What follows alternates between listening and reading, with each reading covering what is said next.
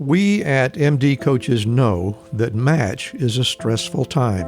If your match results were not what you expected, you might need the time and the space to explore what's next.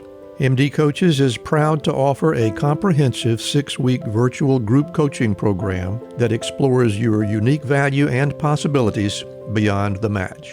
We're offering 4 separate rolling cohorts, Sundays, April 7 through May 12, or May 19 through June 23rd. A second option is Thursdays, May 2nd through June 6th, or June 13th through July 25th. All sessions begin at 7 p.m. Eastern Time. You can register today at mdcoaches.store/medical-student-coaching.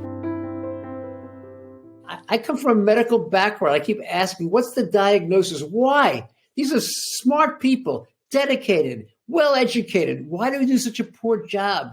And I come to the conclusion it's because the approach we take is wrong.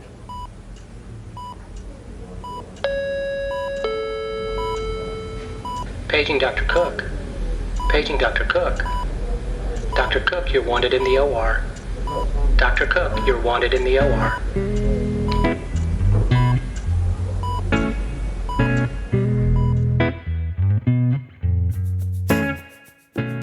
Welcome to the Prescription for Success podcast with your host, Dr. Randy Cook.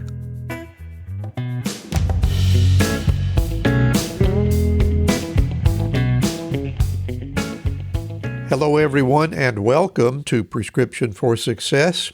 I'm Dr. Randy Cook, your host for the podcast, which is a production of MD Coaches, providing leadership and executive coaching for physicians by physicians to overcome burnout, transition your career, develop as a leader, or whatever your goal might be.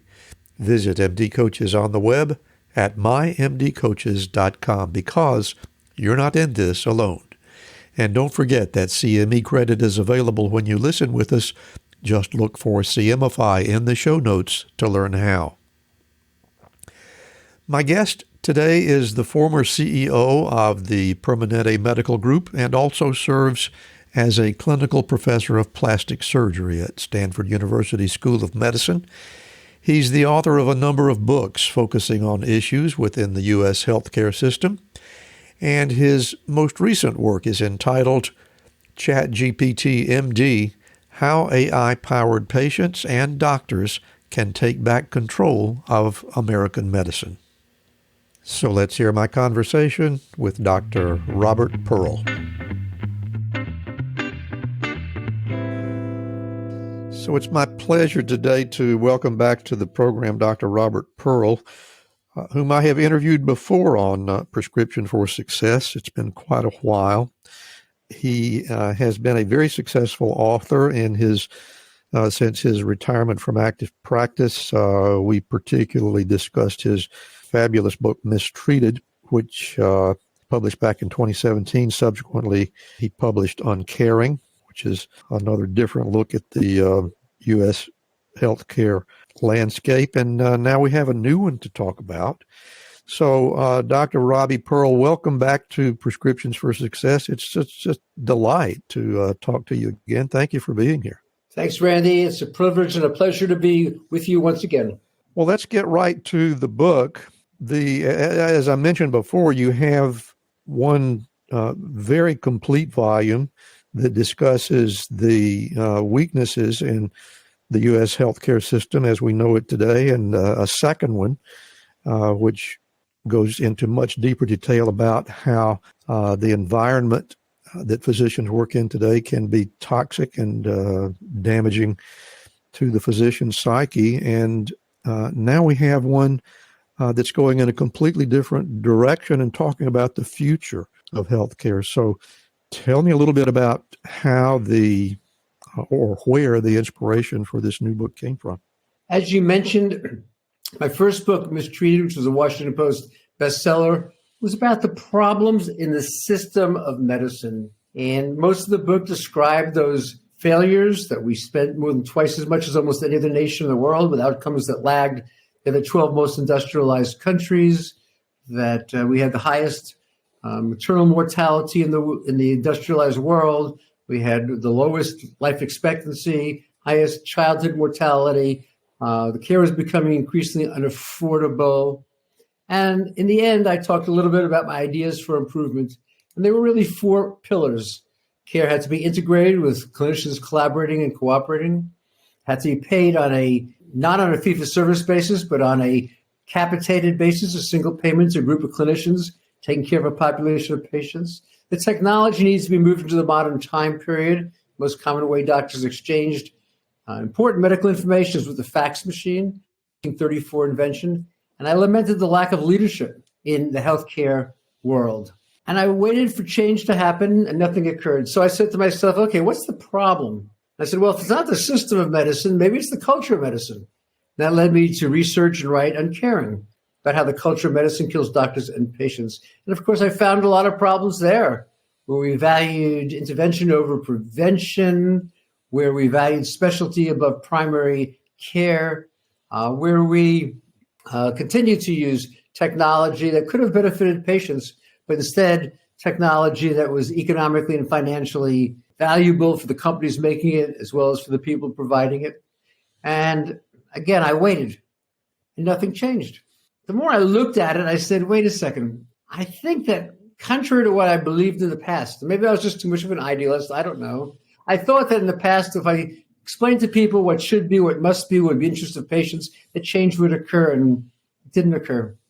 So I thought about it, and I came to the conclusion that maybe the problem is that we just don't have the tool to allow us to do what's called value-based care, provide the best quality, best clinical outcomes in most convenient ways for patients at a cost they can afford, and to be able to do all 3. That instead we're limiting ourselves to saying, well, if we raise quality, it's got to cost more, and if we lower cost, it's got to have less access to care. And then all of a sudden, what came along? ChatGPT, released about 2 years ago by OpenAI.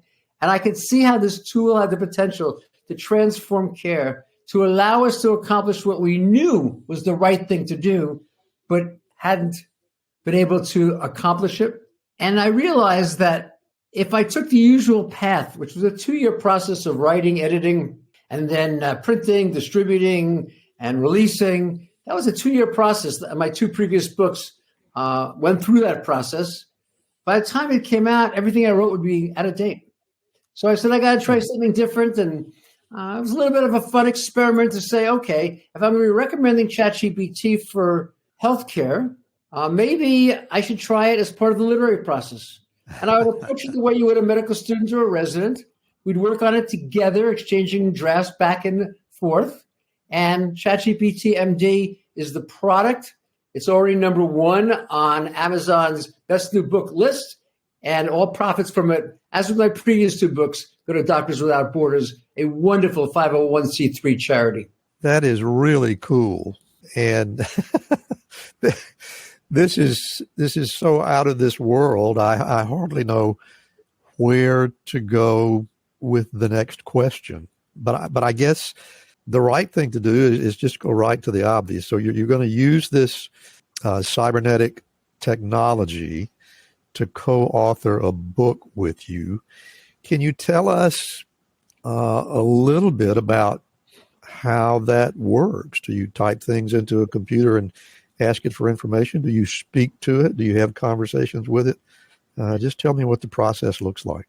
Yeah, I think, again, for the readers of it, if I'm asking them to partner with it in order to provide patient care, and I believe it's the triad of the dedicated clinician, the empowered patient, and the generative AI technology and tools, then I should be able to apply it in a different venue, which is the writing of the book. So to answer your question, I began by taking the 1.2 million words that I had published and downloaded it. Unfortunately, you got to type it at this point, but it will be voice activated very soon in the future. We already have the technology. Just a question of how many changes can the OpenAI company do versus moving the application forward. With that, I was able to train it on some of the things that I thought about around my voice, around how I saw healthcare. And then I would begin sometimes by asking it to write a piece of the chapter. At the time that the book was begun, which was last September, 6 months ago, two things didn't yet exist, which now exist right now. One is what's called a plugin. I like that because you can visualize plugging something into your computer, and memory. The maximum memory it could retain each time you started it back up was 25,000 words. And as I said, I had 1.2 million words. So it took a lot of times of entering that data. And then, as I said, I approached it the way I would with a medical student or resident. I might start by asking the computer to create the application, to create a first draft of a chapter that I would outline for it, or I might write it myself and send it over there and ask it to edit it. And we go back and forth multiple times. Sometimes I'd want some more factual history. Sometimes I'd want to have a different tone. On one occasion, it hallucinated an entire adventure to the North Pole, so I had to be careful about that. And before I published the book, I created a 30-page bibliography, fact-checked every detail that the generative AI tool had created. In the end, I left one chapter 95% written by ChatGPT, with an adjacent chapter 90 or 95% written by me. So if the reader, it was clearly spelled out what it was, so if the reader could compare the two and see whether they found the voice to be compatible or contradictory. So it was a lot of it. It was experimentation. It was tremendous fun. It was a lot of work, but I'm very proud of what was accomplished, because I think that this is an opportunity that we have to really transform medicine into the 21st century. This is the opportunity we have to be able to reduce chronic disease, avoid complications from it like heart attack, stroke, cancer, kidney failure, peripheral vascular disease, and amputations that result from it. This was an opportunity we had, I don't want to say once in a lifetime, but once certainly in a couple of decades. The last time something like this happened was the introduction of the iPhone. And I remember my dad purchased one. First year, I was very surprised. He wasn't that he was technologically behind, but he wasn't a cutting edge leader. And I remember saying to him, Dad, what are you going to do with your iPhone? Not that I didn't know how it could be done. I just wanted to hear what he had to say. And he said, Robbie, I'm going to put it in the trunk of my car, lock in the trunk of my car, so if I get into an accident, I can get help. That was the maximal application he could conceive of in 2007. And that was true for most Americans. And now it's hard to imagine a world without it. It's hard to imagine driving a car, scheduling a trip, being able to do financial transactions without this tool. We're at the same point, but again, I researched it quite a bit. It took about a decade for the iPhone to become relatively ubiquitous. This is going to happen in 3 to 5 years with generative AI. Are you a doctor struggling to provide the best care for your patients while dealing with financial and caregiving matters out of the scope of your practice? Do you find yourself scrambling to keep up with the latest resources and wish there was an easier way? Then this virtual caregiver conference resource will save you time, money, and sanity by giving you all the resources and information your patients need in one place. This conference helps you and your patients enlist the best strategies around healthcare resources and the best financial steps for your patients while navigating caregiving situations. You don't have to go home feeling frustrated and helpless because you couldn't connect your patients with the best services. Find out more at jeanniedoherty.com or click in the link in the show's notes. You don't want to miss this caregiver resource. We'll get back to our interview shortly, but first I want to take just a moment to speak to anyone who might be struggling with student loan debt. Did you know that around 75% of physician residents have student loans ranging from $250,000 to $500,000 or even more? And sometimes interest rates can be triple that of a home mortgage. Regardless of the balance on your student loan, you can benefit from a counselor with no vested interest in your decisions. Joy Sorensen Navarre, founder and president of Navigate, is a neutral third party working for a flat fee to create huge savings for physicians. She's a frequent speaker at residency programs, hospitals, and conferences, and she's been published in journals and websites throughout the medical community. So regardless of the balance on your student loan, do yourself a favor and contact Joy Sorensen Navarre at navigatestudentloans.com. Well, I am interested to know, Are you the first person to ever do this, to co-author a book with a bot, or has it been done elsewhere? Well, there are a bunch of people who have used generative AI to write their book. And basically what it did is just went to other people's books. Many of these were the travel industry and extracted content and published it out. I don't consider that co-writing. I just consider that using the technology for, I say, somewhat imperfect purposes. I don't know anyone else who began by downloading 1.2 million words. I don't know anyone else who went 200 or 300 back and forths every chapter. So I like to think it's the first one. I'm sure someone will find someone else who did something similar. But if it is so, it probably wasn't in healthcare.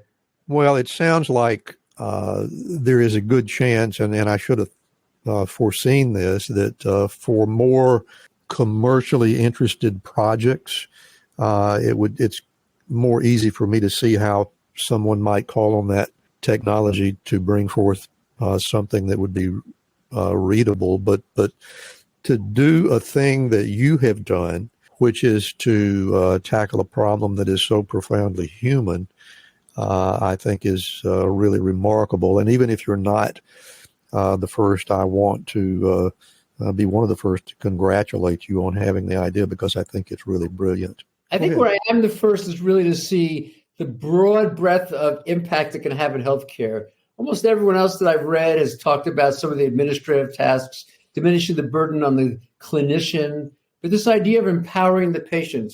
What I see is that when it comes to a variety of medical problems, we don't do a very good job today. We don't often acknowledge it. 400,000 people die annually from misdiagnoses. Another 400,000 are maimed. They live, but they have long-term disability from misdiagnoses. We know 250,000 people die from medical errors. That was the basis of the first book, Mistreated. We know that more than half of Americans say they can't afford health care, even though they have insurance. And so those problems are there.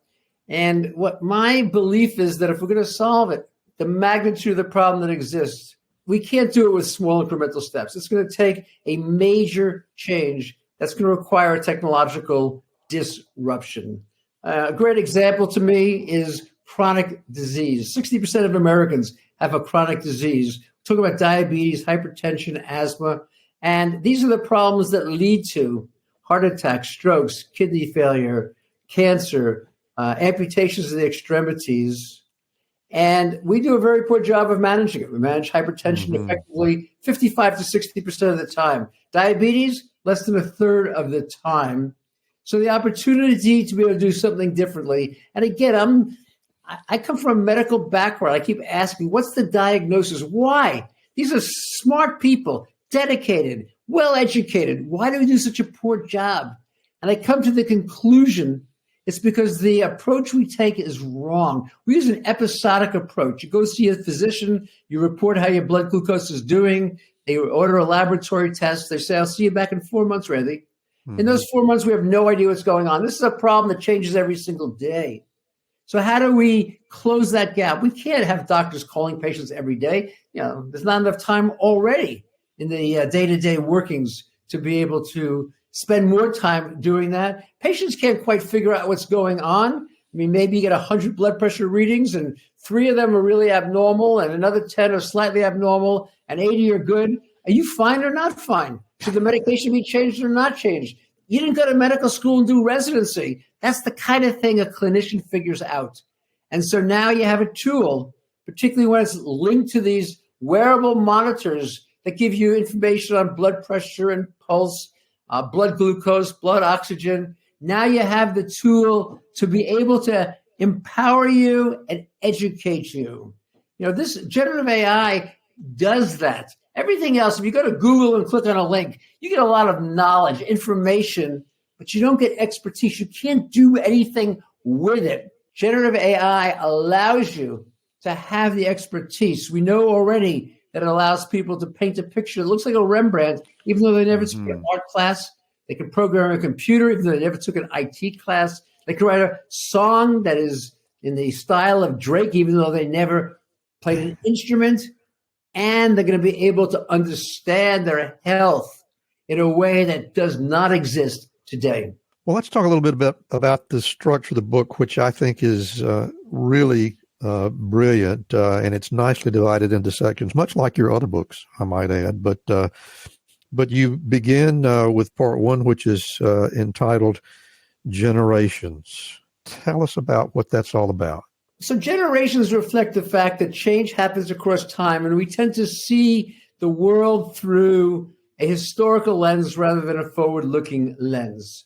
So there's a lot of generations that I talk in there. I talk actually about my grandfather or my father and myself being three generations as an example. But I also talk about generations in terms of healthcare. And we have healthcare 1.0, 2.0, 3.0, and 4.0. Healthcare 1.0 is the end of the 20th century. It was a time period of major advance: CT, MRI, ultrasound, heart-lung machines, total joint implants, kidney transplantation. We had all these things that advanced medical science rapidly. It was a tremendous success. Then you get to the year 2000. That's an approximation. This is healthcare 2.0. It's the electronic health record. It should advance and change American medicine. I remember discussions about how information would be available at every point of contact. It's a quarter of a century later, and we still don't have interoperability. This was a disaster that should have been great and failed. Yeah. Then you have 3.0. That's sort of the end of the, what do they call it, the teens. This is what we have in the rest of our life, our ability to set up a travel schedule without consulting a travel agent. This is the opportunity to do our banking and our finances directly from our home 24/7. This is the convenience of the internet. It recognizes that the person is a consumer, and even though they're a patient, they're still a consumer of healthcare, and they want to have control, and we didn't do a very good job. Then telemedicine being a great example. We know during the pandemic that 69% of appointments were done using telemedicine. I can't find very many major problems that happened, yet today it's back down to single digits outside of mental health.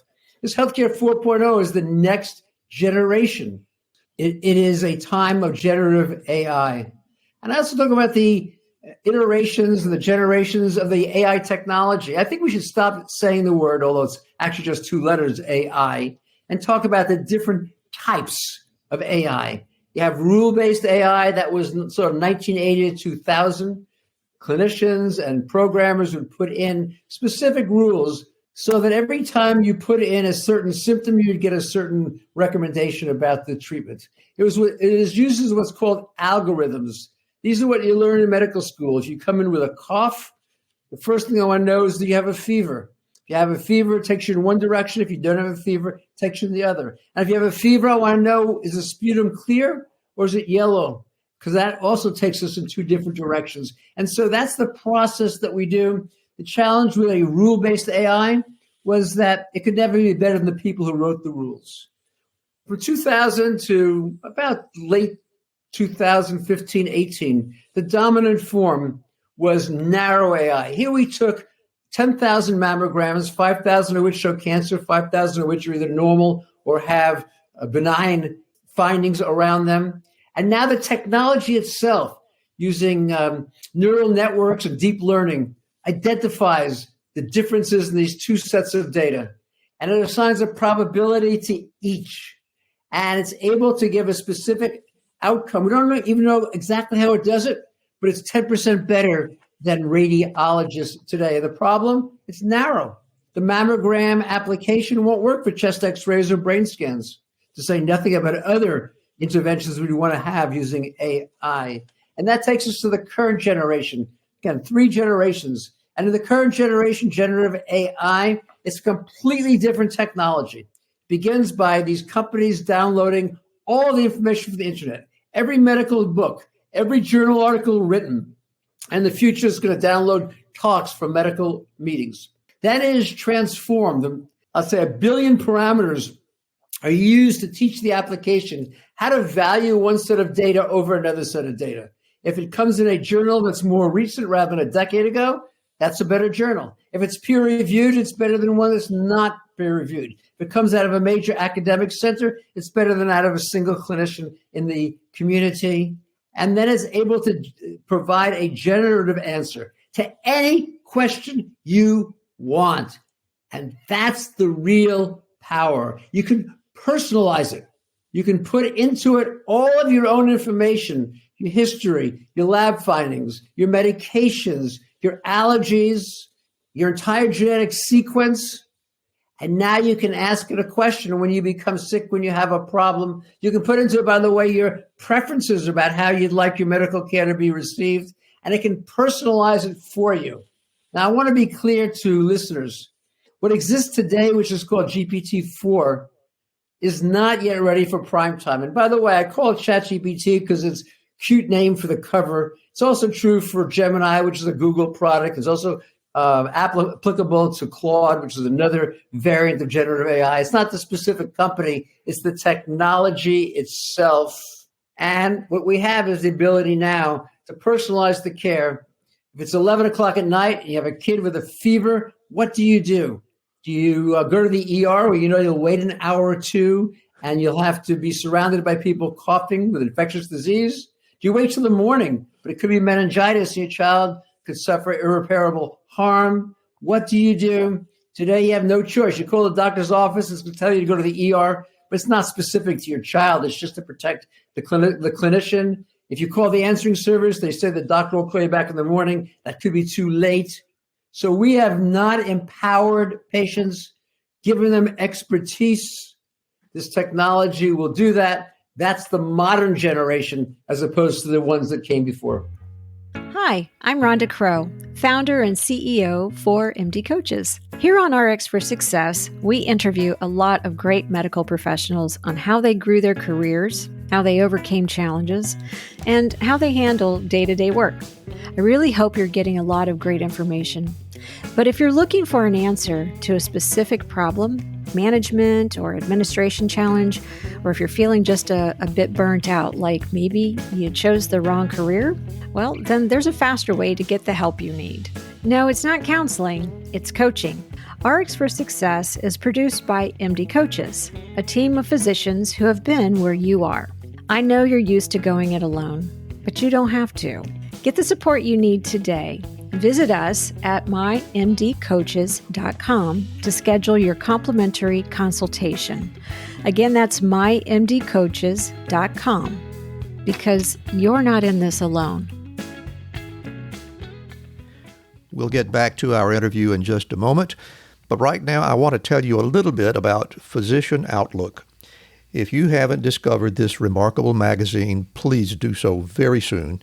It was created by physicians, for physicians, to showcase the intersection between clinical and non-clinical interests, whether it's writing, painting, cooking, politics, and dozens of other topics.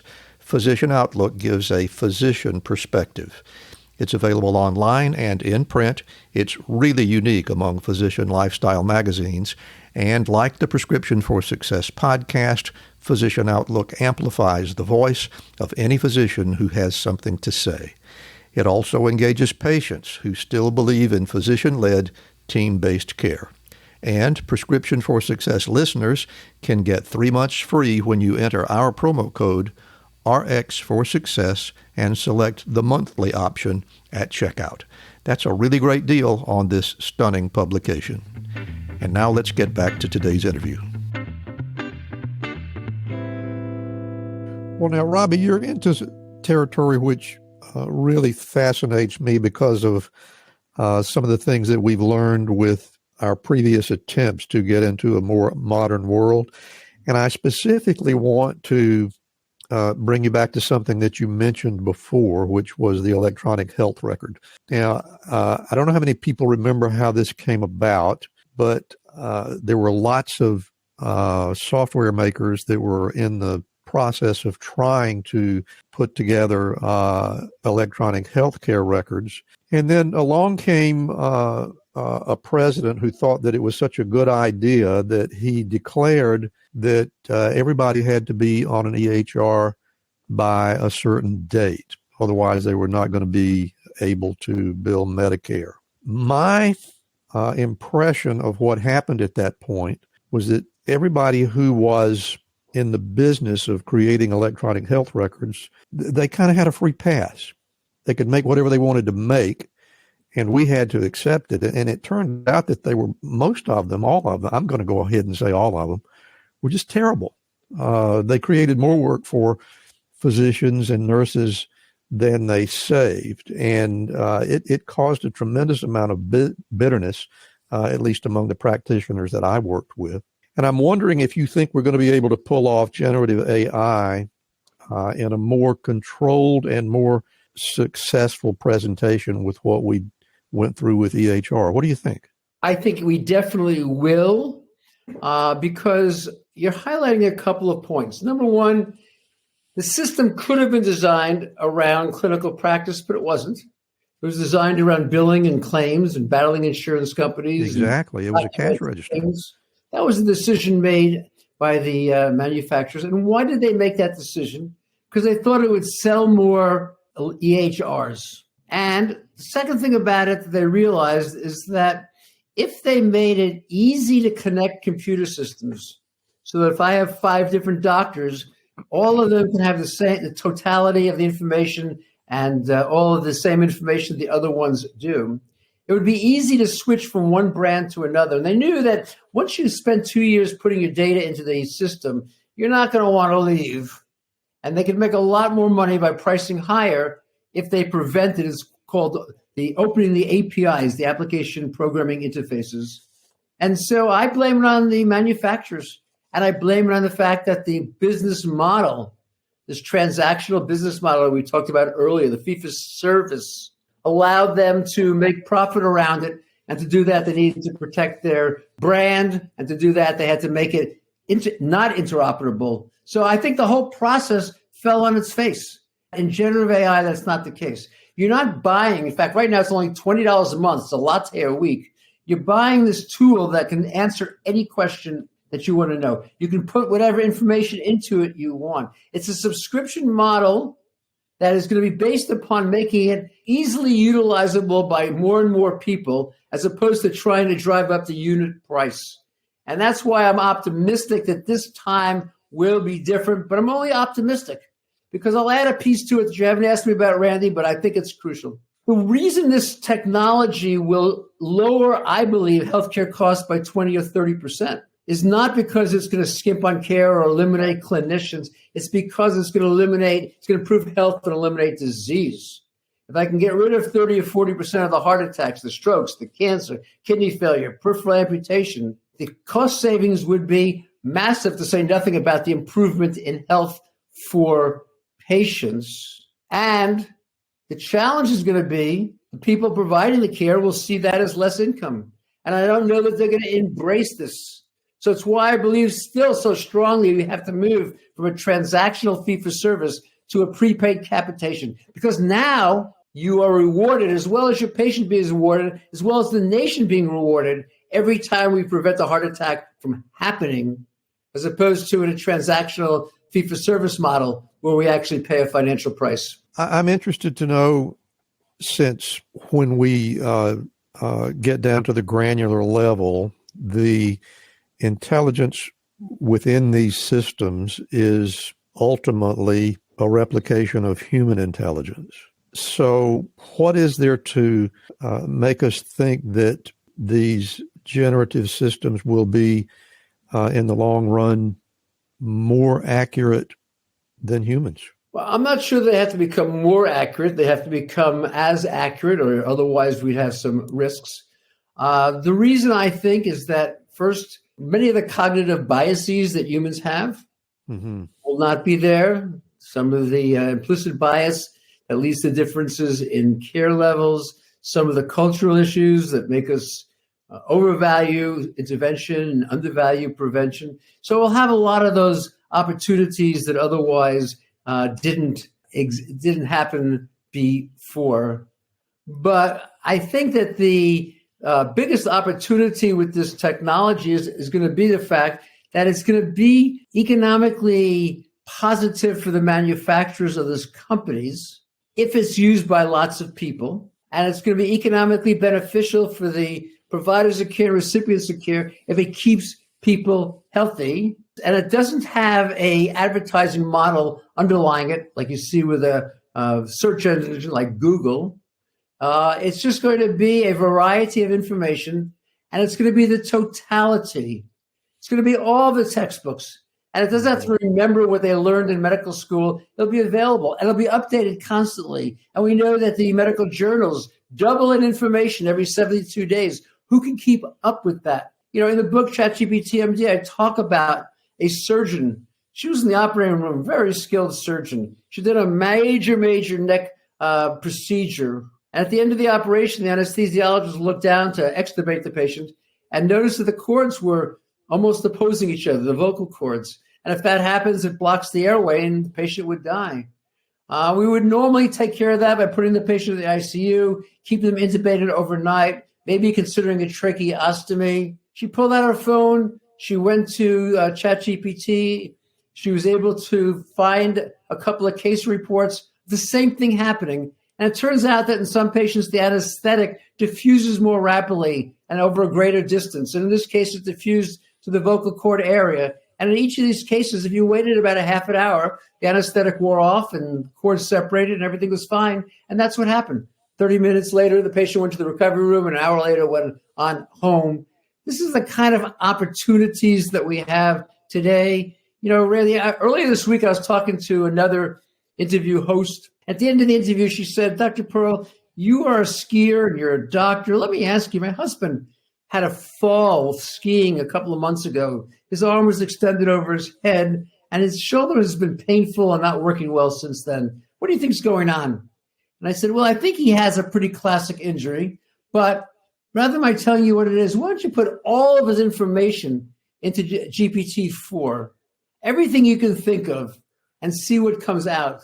And she wrote me 3 days later, she said, it's amazing. It had the right diagnosis. It recommended the right evaluation, which was an MRI, and it cautioned that surgery is often indicated. So we called an orthopedic surgeon who confirmed that it was a rotator cuff tear and noted the fact that had they waited a few more months and this muscle that had been torn off of the underlying bone had shortened, maybe the results would not have been nearly as good as they're likely to be.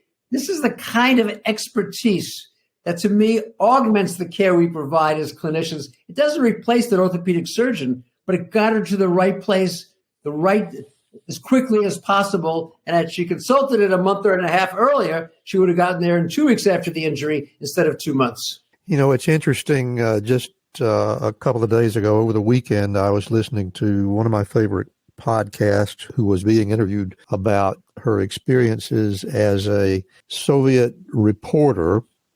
She lived in Germany and in a number of other places in Eastern Europe. But in any case, she was reporting on what was going on in Ukraine. And she began to feel ill, very nonspecific symptoms, but something wasn't right. She went to doctor after doctor after doctor after doctor after doctor, again and again and again, being told that she was having anxiety attacks.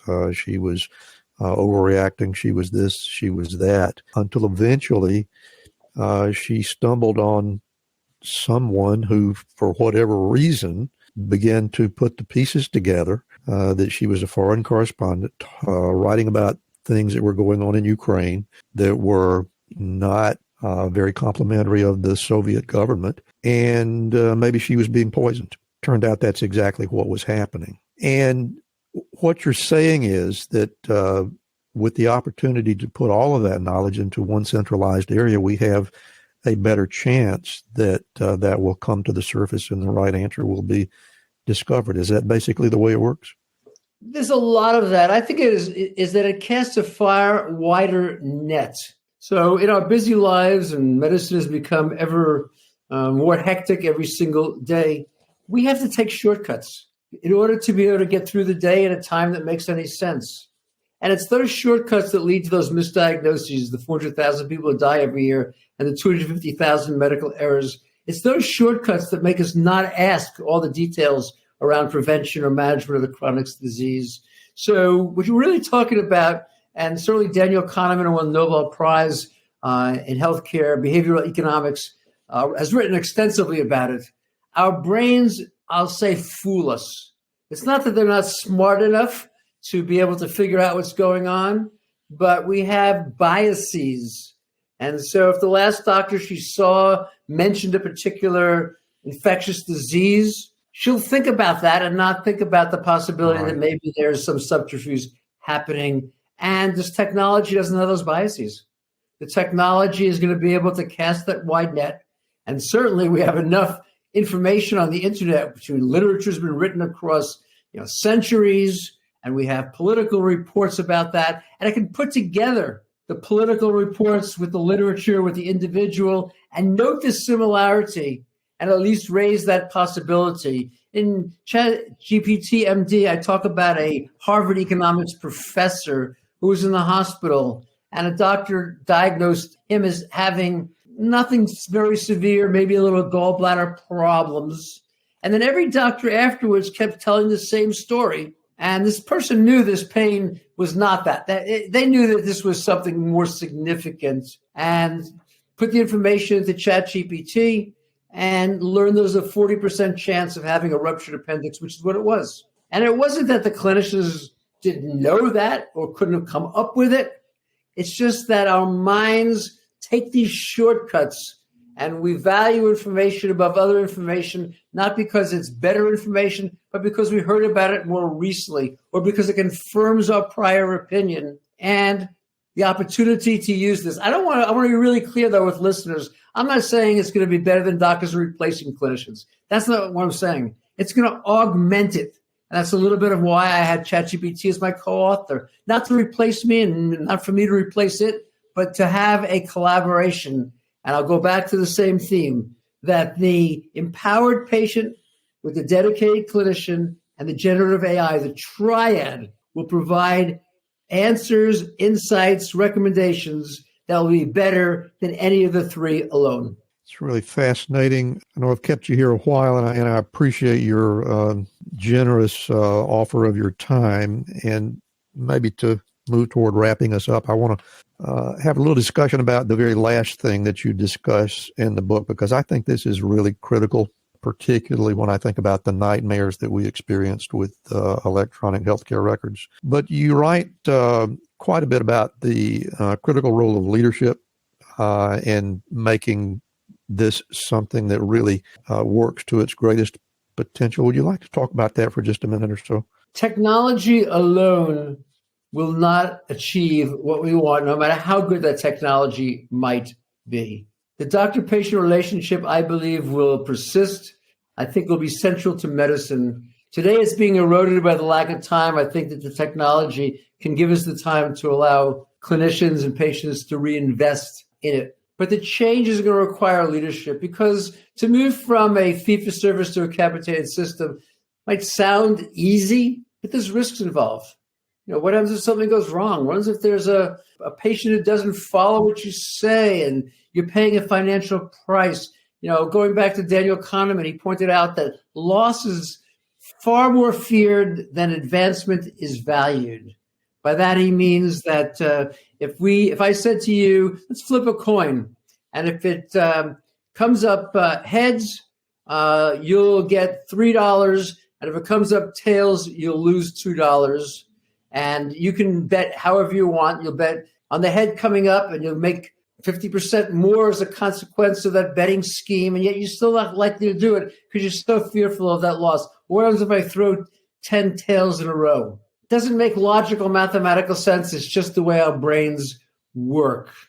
And that's the challenge that we have in moving there. So leaders have to help people overcome the fear. And there are other fears that we have. We have fears that our day will never end. And we have fears that, you always tell me work harder, work smarter, not harder, but I end up working harder. So there's a lot of, I'll say, loss of trust and belief in leadership and individuals. There's a lot of pieces that need to happen. And the current leadership structure, I believe, is not one that's focused on being able to move that transformation or capable of doing so. But leaders are going to have to do that for this to happen. They're going to have to be willing to change the medical culture.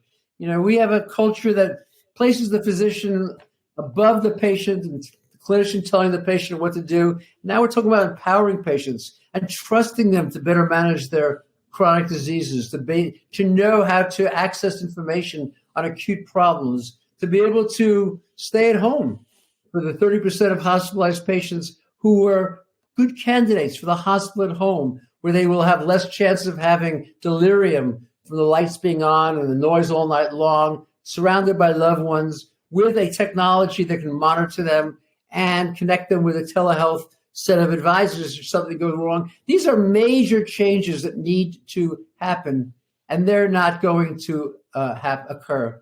I think we need leadership to be able to shift. We have a history in medicine of loving autonomy, each person for him or herself. But these days, particularly with chronic disease, we need to have collaboration, cooperation, exchange of information, teams of doctors and other clinicians helping to take care of patients. These are massive shifts. To the listeners who are not in the medical field directly, maybe they all sound logical and simple, but for the clinicians who are trained in a variety of values and ways, these are very scary and difficult ways. And what leaders do is they make things happen that otherwise would not. And they do it a combination of three things: the brain, the heart, the spine. They explain things in great detail to patients, to colleagues about patients, so that the colleagues can understand what the generative AI can accomplish, how it can prevent complications, heart attacks, strokes, cancer, kidney problems, peripheral vascular disease, by being able to better manage chronic disease. They're able to touch the heart. Why do people go to medicine in the first place? The opportunity of mission and purpose, the opportunity to make the lives of people better. Touch on the fact that we all fear making an error, misdiagnosis, patient safety issue, and helping people recognize that cutting the corner doesn't make a whole lot of sense. And then finally, the spine, because invariably there's going to be something coming up that's going to block the path, and that leader needs to have the spine to keep pressing forward to the destinations that's going to be best both for the providers of care and the recipients of care. This will not happen without human leadership, and I'm hoping that out of all the groups and all the leaders in the nation today, a sufficient number will rise up and take the gauntlet and run with it.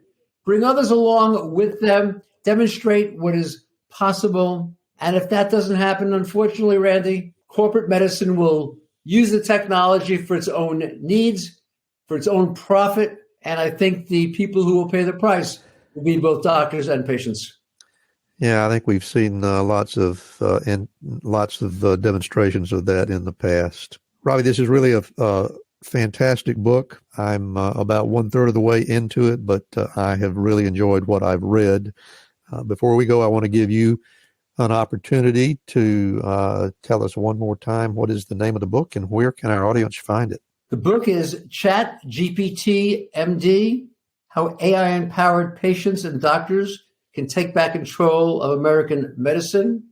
It's the #1 best new book on Amazon. That's the best place to get it. You can get the ebook right now. You can buy the hard copy, and in a couple of weeks, you'll be able to buy the audio version. But I encourage you to buy you access the ebook or the hardcover now so that you can start reading about it. And then if you want to listen to it again in a couple of weeks, you can buy another copy. Remember, all the profits go to Doctors Without Borders.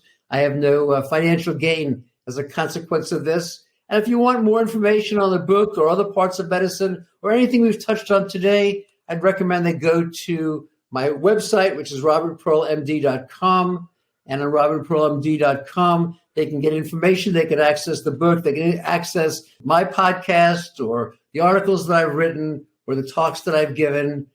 This is a remarkable time in history. It only comes along once in a while. This is the chance, the dawn of a new age. It's a chance to transform, to change radically, to improve life for our health system, to improve the life of all Americans. And I really appreciate, Randy, you letting me come on the show today to provide people with a glimpse into what's possible and a hope about the future. Dr. Robert Pearl, thank you so much for being with us today, and congratulations on a really fabulous book. It's a good one. Thanks. My pleasure. Thank you again. Thank you so much for listening today. If you enjoyed the show, you can help us reach more listeners by leaving a rating and a review, especially on Spotify or Apple Podcasts. And if your app doesn't have that option, just leave us an email or a voicemail through SpeakPipe at www.mymdcoaches.com patreon.com/podcast. You can also help by becoming a Patreon member. That link is in the show notes. And we hope you'll also follow our companion podcast, Life-Changing Moments with Dr. Dale Waxman. Special thanks to our producer, Craig Clausen, our promotions manager, Mariana Rodabaugh, and to Ryan Jones, who created and performs our theme music. And remember, be sure to fill your prescription for success with my next episode.